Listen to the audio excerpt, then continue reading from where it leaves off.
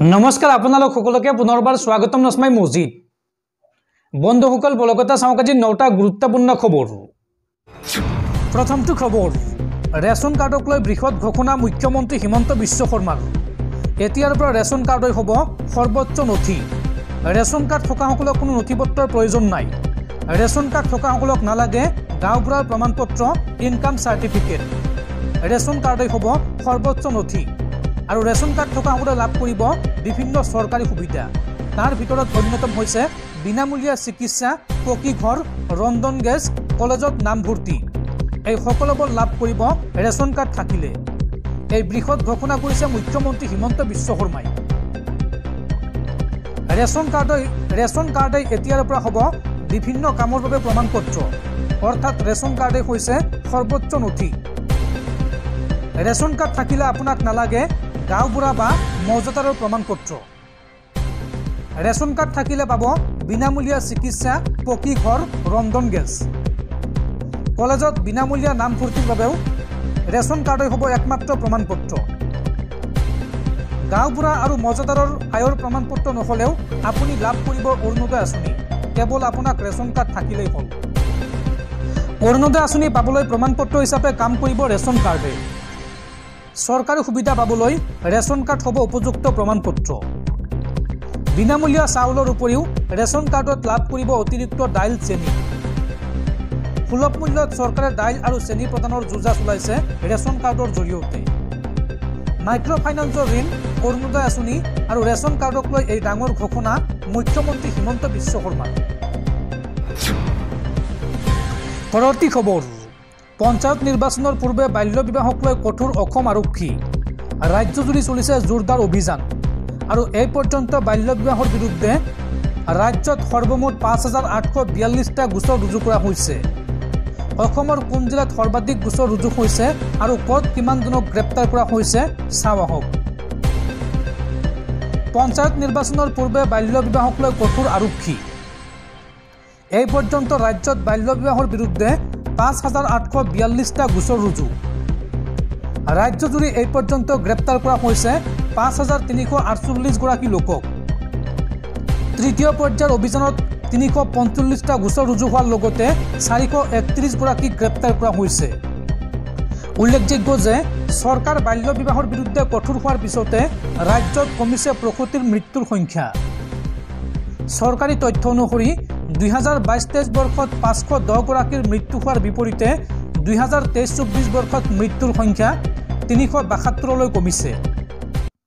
তাৰ সমান্তৰালকৈ নৱজাতকৰ মৃত্যুৰ সংখ্যাও কমিছে চৰকাৰৰ এই অভিযানৰ পিছতে।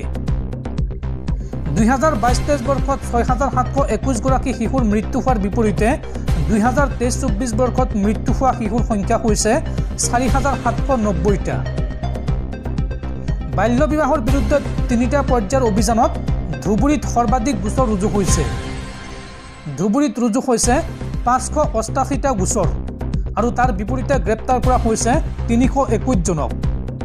তাৰ সমান্তৰালকৈ হোজাইত ৩৩০টা গোচৰত ১০৫জনক গ্ৰেপ্তাৰ কৰিছে আৰক্ষীয়ে।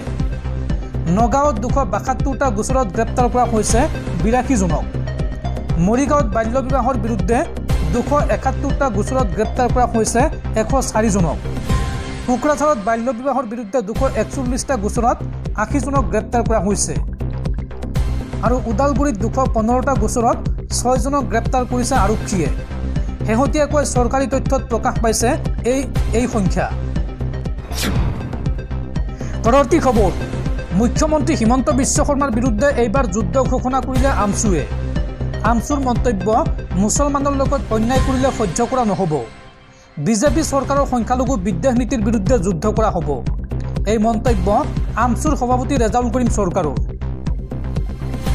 সংখ্যালঘুক অন্যায় কৰিলে সহ্য কৰা নহ'ব। মুছলমানৰ অধিকাৰক লৈ এইবাৰ গৰজি উঠিল আমছু। মুখ্যমন্ত্ৰীৰ বিৰুদ্ধে যুদ্ধ ঘোষণা কৰিলে আমছুৱে। বিজেপি চৰকাৰৰ সংখ্যালঘু বিদ্বেষ নীতিৰ বিৰুদ্ধে যুদ্ধ ঘোষণা কৰা হ'ব। সংখ্যালঘু মুছলমানৰ অধিকাৰক লৈ সিদ্ধান্ত লোৱা হ'ব। হিমন্ত চৰকাৰৰ বুলডোজাৰ কেনেকৈ ৰোধ কৰিব পৰা যায়। সিদ্ধান্ত লোৱা হ'ব উচ্ছেদ ৰোধ কৰি কেনেকৈ অধিকাৰ কাঢ়ি আনিব পৰা যায়। ৰাজনীতি পিছত আগে জাতি জীয়াই থাকিব লাগিব। জাতিক কেনেকৈ ৰক্ষা কৰিব সংখ্যালঘু লোকে তাক অনুধাৱন কৰক। তেজপুৰত এই মন্তব্য আমচুৰ সভাপতি ৰেজাউল কৰিম চৰকাৰৰ। দৰ্শকসকল আৰু বহুতো গুৰুত্বপূৰ্ণ খবৰ আছে। তাৰ আগতে আপোনাক জনাওঁ যে যদি আপুনি এতিয়ালৈকে এইটো ভিডিঅ'ত লাইক কৰা নাই তেন্তে এতিয়াই ভিডিঅ'টোত লাইক কৰি দিয়ক আৰু এনেকুৱা ধৰণৰ ভিডিঅ'সমূহ নিতৌ চাবলৈ চেনেলটো ছাবস্ক্ৰাইব কৰি কাষত থকা বেল আইকনটো প্ৰেছ কৰি ৰাখক। পৰৱৰ্তী খবৰ, বাল্য বিবাহৰ বিৰুদ্ধে ৰাজ্যজুৰি পুনৰ চলিছে অসম আৰক্ষীৰ অভিযান আৰু এই সন্দৰ্ভত পুনৰবাৰ ডাঙৰ মন্তব্য কৰিছে মুখ্যমন্ত্ৰী হিমন্ত বিশ্ব শৰ্মাই। হিমন্ত বিশ্ব শৰ্মাই এই সন্দৰ্ভত কয় যে 2026 চনৰ পূৰ্বে ৰাজ্যত সম্পূৰ্ণৰূপে নিৰ্মূল হ'ব বাল্য বিবাহ। বাল্য বিবাহ সন্দৰ্ভত ৰাজ্যৰ মুখ্যমন্ত্ৰী হিমন্ত বিশ্ব শৰ্মাৰ ডাঙৰ মন্তব্য। মুখ্যমন্ত্ৰীগৰাকীয়ে এই সন্দৰ্ভত কয় যে 2026 চনৰ পূৰ্বে ৰাজ্যত সম্পূৰ্ণৰূপে নিৰ্মূল হ'ব বাল্য বিবাহ। তৃতীয় পৰ্যায়ৰ অভিযানত 400ৰো অধিক অবৈধ স্বামীক গ্ৰেপ্তাৰ কৰা হৈছে আৰু প্ৰথম পৰ্যায়তো বাল্য বিবাহৰ সৈতে জড়িত লোকক গ্ৰেপ্তাৰ কৰা হৈছিল। বাল্য বিবাহ সন্দৰ্ভত এই ডাঙৰ মন্তব্য মুখ্যমন্ত্ৰী হিমন্ত বিশ্ব শৰ্মাৰ। পৰৱৰ্তী খবৰ, মুছলমান ৰাষ্ট্ৰ কুৱেইট ভ্ৰমণলৈ গৈছে প্ৰধানমন্ত্ৰী নৰেন্দ্ৰ মোদী আৰু প্ৰধানমন্ত্ৰী নৰেন্দ্ৰ মোদীলৈ এইবাৰ আগবঢ়োৱা হৈছে কুৱেইটৰ সৰ্বোচ্চ অসামৰিক সন্মান। কুৱেইট আৰু ভাৰতৰ সম্পৰ্ক অধিক সুদৃঢ় কৰাৰ বাবে প্ৰধানমন্ত্ৰী মোদীলৈ আগবঢ়ালে কুৱেইটৰ সৰ্বোচ্চ অসামৰিক সন্মান অৰ্ডাৰ অৱ মুবাৰক আল কবিৰ সন্মান।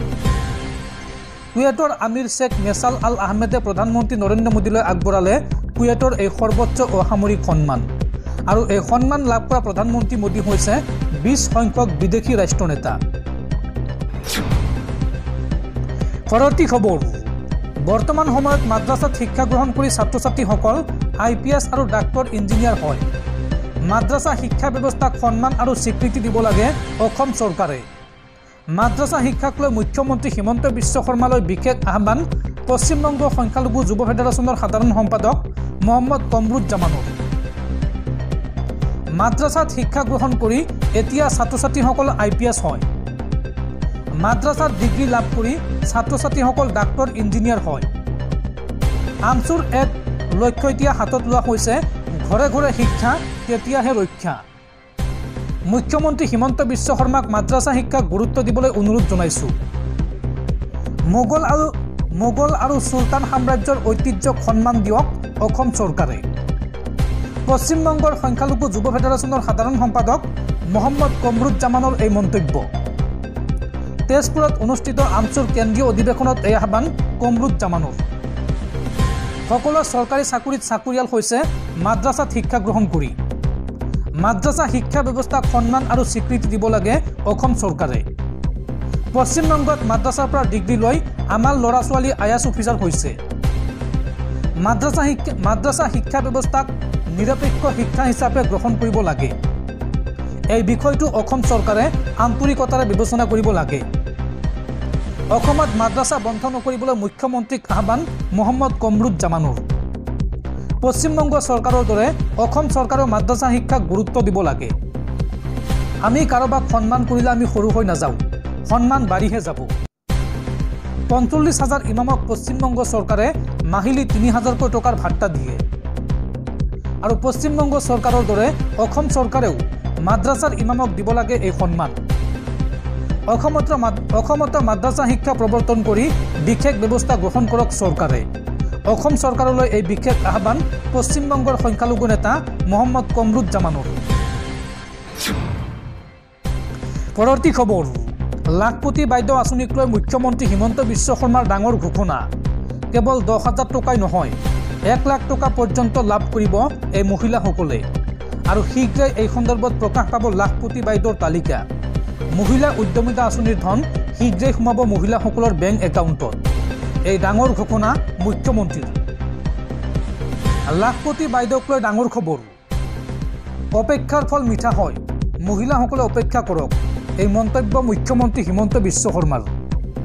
হিমন্ত বিশ্ব শৰ্মাই লগতে কয় যে অকণমান ধৈৰ্য ধৰক লাখপতি বাইদেৱে। মহিলা উদ্যমিতা আঁচনিৰ ধন শীঘ্ৰেই সোমাব মহিলাসকলৰ বেংক একাউণ্টত। শীঘ্ৰেই এই সন্দৰ্ভত প্ৰকাশ পাব লাখপতি বাইদেউৰ তালিকা। এই তালিকা প্ৰকাশৰ পিছতে 3 দিনীয়াকৈ প্ৰশিক্ষণ দিয়া হ'ব মহিলাসকলক আৰু 10,000 টকাকৈ পোৱা মহিলাসকলে পৰৱৰ্তী সময়ত লাভ কৰিব 1 লাখ টকা। এই বৃহৎ ঘোষণা মুখ্যমন্ত্ৰী হিমন্ত বিশ্ব শৰ্মাৰ। পৰৱৰ্তী খবৰ, অসম চৰকাৰৰ বাল্য বিবাহ বিৰোধী অভিযানক নাটক আখ্যা বিধায়ক অখিল গগৈৰ। বাল্য বিবাহৰ নামত চৰকাৰে আকৌ নাটক আৰম্ভ কৰিছে। চৰকাৰৰ বাল্য বিবাহ বিৰোধী কাৰ্যৰ বিৰুদ্ধে মাত মতা দৰকাৰ, এই মন্তব্য বিধায়ক অখিল গগৈৰ। অসম চৰকাৰৰ বাল্য বিবাহ বিৰোধী অভিযানক লৈ এইবাৰ অখিল গগৈৰ গৰ্জন। বাল্য বিবাহ বিৰোধী অভিযানক নাটক আখ্যা দিলে বিধায়ক অখিল গগৈয়ে। হিন্দু মুছলমানৰ খেল উলিয়াই ইছ্যু ডাইভাৰ্ট কৰাৰ অভিযোগ। আজিৰ তাৰিখত বিজেপি চৰকাৰৰ বিৰুদ্ধে মানুহ উতুলি আছে। বাল্য বিবাহৰ নামত চৰকাৰে আকৌ আৰম্ভ কৰিছে নাটক। সঁচাকৈ যদি বাল্য বিবাহ বন্ধ কৰিব বিচাৰিছে তেন্তে সজাগতামূলক পদক্ষেপ লওক। মুছলমান বুলিয়েই নহয়, এই সময়ত কোনো ব্যৱসায়ী শান্তিত থাকিব পৰা নাই আৰু চৰকাৰৰ এই বাল্য বিবাহ বিৰোধী কাৰ্যৰ বিৰুদ্ধে মাত মতা দৰকাৰ, এই মন্তব্য বিধায়ক অখিল গগৈৰ। পৰৱৰ্তী খবৰ, দেশৰ ক্ৰীড়াপ্ৰেমীলৈ ভাল খবৰ। বাংলাদেশক বিধ্বস্ত কৰি 19 বছৰ অনূৰ্ধ্ব মহিলা এছিয়া কাপত চেম্পিয়ন হ'ল ভাৰত। যুৱকসকলে নোৱাৰিলে, এইবাৰ যুৱতীৰ দলে কৰি দেখুৱালে। 19 অনূৰ্ধ্বৰ মহিলা এছিয়া কাপত ভাৰতে বাংলাদেশক পৰাস্ত কৰে। কুৱালালামপুৰত অনুষ্ঠিত হোৱা 19 বছৰ অনূৰ্ধ্ব মহিলা এছিয়া কাপৰ ফাইনেলত ভাৰতে 41 ৰানত জয়লাভ কৰে। ভাৰতৰ 117 ৰান লক্ষ্য খেদি বাংলাদেশে মাত্ৰ 76 ৰান সংগ্ৰহ কৰিয়েই অল আউট হয়। ফলত ভাৰতে প্ৰথম মহিলাৰ 19 বছৰ অনূৰ্ধ্ব এছিয়া কাপত জয়লাভ কৰে। পৰৱৰ্তী খবৰ, গুৱাহাটীৰ ৰাজভৱনত প্ৰতিবাদ কৰিবলৈ গৈ মৃত্যু হোৱা কংগ্ৰেছ নেতা মৃদুল ইছলামৰ মৃত্যু সন্দৰ্ভত এইবাৰ ডাঙৰ মন্তব্য কৰিছে মুখ্যমন্ত্ৰী হিমন্ত বিশ্ব শৰ্মাই। হিমন্ত বিশ্ব শৰ্মাই এই সন্দৰ্ভত কয় যে যিকোনো মৃত্যুৱেই দুখদায়ক। আমি চাকৰি দিয়াৰ আগতে আৰক্ষীৰ অনুসন্ধান আৰু তদন্ত হ'ব লাগিব। মৃদুল ইছলামৰ মৃত্যু সন্দৰ্ভত এই মন্তব্য মুখ্যমন্ত্ৰীৰ।